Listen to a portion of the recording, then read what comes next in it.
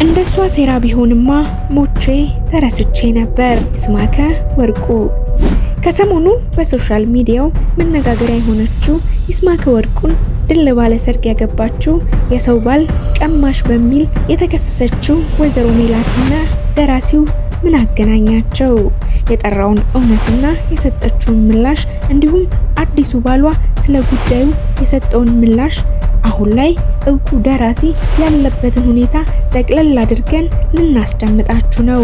እናንተ ብቻ ላይክ እና ሰብስክራይብ የሚሉትን ቀይና ነጭ በተኖች ነካ እያረጋችሁ አብራችሁን ቆዩ። ባል ሚስቱ እንደማገጠችበት ያወቀበት ቅስፈት የሚጀምረው ይስማከ ወርቁ ኦጋዴን ስላለው የነዳጅ ማውጫ ትክክለኛ ነገርን አጥንቶ የኦጋዴን ድመቶች የተባለውን መጽሐፍ ለመጻፍ ወደ ኦጋዴን ለመጓዝ በነበረበት ቅስፈት ኤርፖርት ሲደርስ የረሳው ዕቃ ስለነበር ወደ ቤቱ ይመለሳል። ልክ ወደ ቤቱ እንደገባ ሚስቱ ከሌላ ወንድ ጋር በገዛ አልጋው ላይ ስትማግጥ ይደርስባታል። በዛ ሰዓት የተሰማውን ይስማከ ወርቁ በራሱ አንደበት እንዲህ ሲል ይገልጸዋል። ልገላት ፈልጌ ነበር። በሰዓቱ ሁለቱንም እዛው በተገኙበት አልጋ ላይ ግደላቸው የሚል ስሜት ተሰምቶኝ ነበር። ነገር ግን አላደረኩትም። እኔ ገና ለሀገሬ ብዙ ነገር እንዳበረክት የሚጠበቅብኝ ዓላማ ያለኝ ሰው ነኝ። እስር ቤት ገብቼ ህይወቴን ማበላሸት የለብኝም ብዬ ትቻቸው ወጣሁ ይላል። ይስማከ በወቅቱ ተሰምቶት የነበረውን መናገር አቅቶት ቃላት አጥሮት በረጅሙ እየተነፈሰ ከነፍሱ ጋር ይማከራል። ያየውን እንዳላየ ሆነ። ኦጋዴን ደረሰ። በነዳጅ ማውጫው ውስጥ ባላገር መስሎ ገባ። ታዲያ የነዳጅ ማውጫው ውስጥ ከ8ኛ ክፍል የወደቀ ሰው ብቻ ስለሆነ የሚሰራው በሌላ ሰው ሰርተፍኬት ተቀጥሮ በቦታው ያለውን ሁኔታ ማጥናት ይጀምራል። እሱ እየሰራበት በሚገኘው ክልል ነዳጅ በመገኘቱ ምክንያት ግብዣ ተጋብዘው እየበሉ እየጠጡ ሳለ ድንገት ሚስጥሩን የሚያውቅ አንድ ሰው ጠቁሞበት ይስማከ ይታሰራል። እዛው ታስሮ ያለ አዲስ አበባ ባለሀብቶችን ለምኖ በዋስ ይለቀቃል። ከዛም ወደ አዲስ አበባ በመምጣት የኦጋዴን ድመቶች የተሰኘውን መጽሐፉን ጽፎ ለመጨረስ ከሆቴል ሆቴል እያደረ የሚያድርበትን ሆቴል እንደ ላይብረሪ ቆጥሮ መጽሐፉን ጽፎ ጨርሶ ማተሚያ አስረክቦ የከዳችውን ሚስቱን ሳይሆን ልጁን ለማየት ወደ ቤቱ ሲሄድ ሚስቱን ልጁንም ያጣቸዋል። በዚህም የባለቤቱ እህት ጋር ደውሎ ልጁን ለማየት ስለሚፈልግ የት እንዳለች ይጠይቃታል። እሷም በሰዓቱ ሐዋሳ ስለነበረች እሺ ልደውልላትና መልሼ ደውልልሃለሁ በማለት ስልኩን ትዘጋዋለች። መልሳም ደውላ ሐዋሳ የቅርብ ዘመድ እንደሞተና ለቀብር እዛ እንዳለች ልጁም ከሷ ጋር እንደሆነ ትነግረዋለች። እሱም እሺ እዛው መጣው ብሎ መኪናውን አስነስቶ ጉዞውን ወደ ሐዋሳ ያደርጋል። በሐዋሳ መንገድ ላይ እንዳለ በከባድ መኪና ተገጭቶ ከከባድ የመኪና አደጋ ይደርስበታል። በእንቅርት ላይ ጆሮ ደግፍ እንዲሉ ከዛ በኋላ ይስማከ የሞት አፋፍ ላይ ደርሶ ግማሽ የሆነ ጭንቅላቱን በከፋ ሁኔታ ተመቶ እና ተጎድቶ ስለነበር ለዓመታት ያህል ምን እንደተፈጠረ ረስቶ ማስታወስና መናገር እንዳይችል ሆኖ ነበር። በዚህ ወቅት ብዙዎች የመኪና አደጋ የደረሰበት በኦጋዴን ድመቶች መጽሐፍ ምክንያት በመንግስት ነው እያሉ፣ አንዳንዶቹ ደግሞ ጠጥቶና ሰክሮ እያሽከረከረ ነው ሲሉ፣ ሌሎች ከሰው ጋር ተደባድቦ ነው ያሉም አልጠፉም። ያ ሁሉ አልፎ ይስማከ ነገሮችን በደንብ ማስታወስና መናገር ሲጀምር የቀድሞ ሚስቱ ሴራ እንዳለበት ጥርጣሬውን ገልጿል። ያም ያለበት ምክንያት ወደ ሐዋሳ ሊሄድ ሲል ሐዋሳ ነኝ ብላ የነበረችው የቀድሞ ባለቤቱ አዲስ አበባ ሆና እንደነበር ያረጋግጣል። ከዛም ይስማከ ብዙ ውጣ ውረዶችን አሳልፎ ከዳነ በኋላ የገጨው ሰው መታሰሩንና ሊፈረድበት መሆኑን ሲያውቅ ሰው ነው አውቆ ላይሆን ይችላል ይፈታ ሲል ሚስቱ አይ መፈታት የለበትም ስትል ተከራክራ ነበር። የተከራከረችውም አንድ የደበቀችው ሚስጥር እንዳለ ከሁኔታዋ ያስታውቅ ነበር ይላል ይስማከ ወርቁ በወቅቱ የነበረውን ሁኔታ ሲያስረዳ። የቀድሞ ሚስቱ ስማግጥ ደረሰብኝ እርምጃ ሳይወስድ ልቅደመው ብላ የሰራችው ሴራ እርሱ በመኪና አስገጭቶ የመግደል ሴራ ብቻ አልነበረም። ይስማከ ከአካላዊ ጉዳቱ አገግሞ ነገር ግን ከአደጋው ከጥቂት ጊዜያትና በአደጋው ወቅት የተፈጠረውን ማስታወስና መናገር ባለመቻሉ ምክንያት በአንዲት ስፒች ቴራፒ ዶክተርና ሳይካትሪስት ሲረዳ ቆይቶ መናገር ባለመቻሉ ዶክተሮች ከአቅማቸው በላይ በመሆኑ ወደ ጥቁር አንበሳ ሪፈር አድርገውት ጥቁር አንበሳም ውጭ ሀገር ሄዶ ነው መታከም ያለበት ብለው ወደ ውጭ ሄዶ እስኪታከም ድረስ ወደ ቤቱ ሄዶ እንክብካቤ እንዲደረግለት ያዛሉ። ያኔም በመሃላቸው የተፈጠረውን ነገር የማያውቁት የይስማከ ቤተሰቦች ባለቤቱ እንድትንከባከበው ከአጠገቡ እንድትሆን አደራ ይሰጧታል።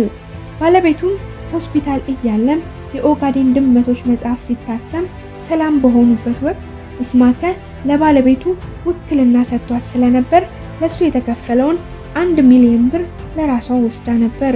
ከዛም ለሱ ተብሎ በቴሌቪዥንና በሶሻል ሚዲያ የተሰበሰበውን ገንዘብ ለራሷ እያደረገች የይስማከ ማንኛውም ንብረት ላይ ውክልና ስለነበራት ሁሉንም የባንክ አካውንት ማንቀሳቀስ እንዳይችል የሱን ቤተሰቦች ቢሆኑ ያለሷ ፍቃድና ፊርማ ማውጣት እንዳይችሉ አሳግዳ ነበር።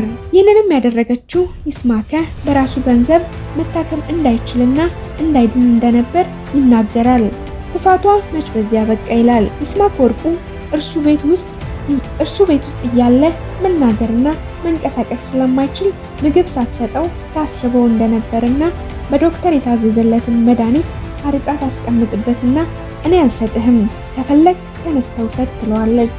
ቤተሰቦቹ ሲመጡ ደግሞ እንደምትንከባከበውና እንደምትሳሳለት ታስመስላለች። ሲሄዱ ተቀይራ ታሰቃየውና ታንገላታው እንደነበር ይናገራል።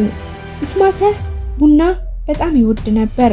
በአንዲት የተረገመች ቀን መርዝ ቀላቅላ ቡና ትሰጠዋለች። ከዛም እሷ እጅ ላይ እንዳይሞትባት ወደ ወንድሙ ደውላ አሞታል ሆስፒታል ውሰደው ትለዋለች። ከዛም ፈጣሪ ሲጠብቀው ወንድሙ መርዙ ሳይሰራ ቶሎ ይደርስለታል። ወደ ሆስፒታልም ሄዶ ሕክምና ተደርጎለት ያገግማል። ከዛ በኋላ ይስማከ በህመሙ ውስጥ እንኳን ሆኖ መጻፍና ማንበብን ይለማመድ ነበር። በዚህ ጊዜ መጽሐፍ ትንሽ ችሎ ስለነበር ትውስታውም በመጠኑ እየተመለሰ ስለመጣ ሚስቱን መፍታት እንደሚፈልግና ያረገችበትን ሁሉ በወረቀት ላይ ጽፎ ለጓደኛው ክስ እንዲመሰርትለት ይሰጠዋል። ከዛም በኋላ ነው ይስማከ ወደ ውጭ ሄዶ ታክሞ ሙሉ በሙሉ ጤናው ሊመለስ የቻለው። ከቀድሞ ሚስቱ ጋር የፍርድ ቤት ክስ ላይ ሆነው ነበር ወይዘሮ ሜላትን የተዋወቃት። ይስማከ በጊዜው ሜላትን ሲገልጻት በጣም ለሰው የምታዝን ሰው መርዳትን የምትወድ ስለነበረች ይስማከን ተዋውቃ እርሷ ስለ እርሱ ትሰማው የነበረውን ወሬና እርሱ ያለበትን ሁኔታ ስታይ በጣም ትደነግጣለች።